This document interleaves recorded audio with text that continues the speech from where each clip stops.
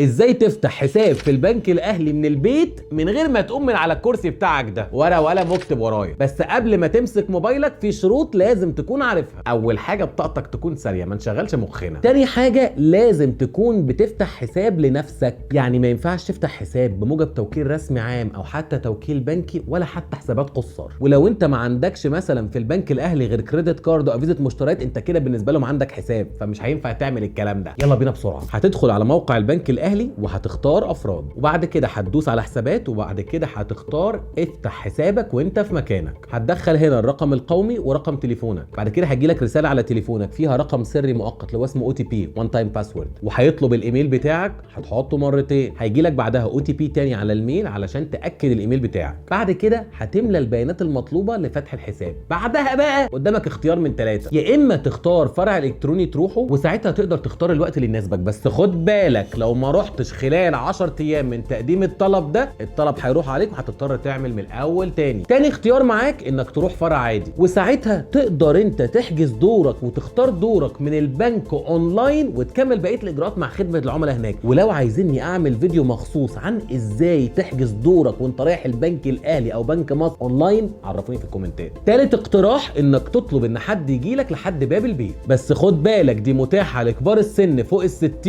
مساء الخير يا قروبه، او ذوي الهمم. ذوي الهمم هنا بين قوسين كده لازم يكون مقدم الطلب لديه القدره على التعبير عن ارادته وبيعرف يقرا ويكتب بنفسه. ولو ده حصل هتلاقي البنك بيكلمك خلال يومين عمل ويقول لك ايه الورق المطلوب عشان تجهزه ويحدد معاك الميعاد بتاع الزياره. سؤال بقى ليكوا، حد فيكوا جرب يعمل الكلام ده ويفتح حساب اونلاين ولا كله من المدرسه التقليديه؟ عرفوني في الكومنتات. ولو عايزين نعمل لكم فيديو عن ازاي تحجز دورك في البنك اونلاين بالساعه والدقيقه، برضو عرفوني في الكومنتات. ولو عايزين اي فيديوهات تانية عن اي خدمات في البنوك، برضو عرفوني في الكومنتات وانا اعمل عليها فيديو. والسلام عليكم.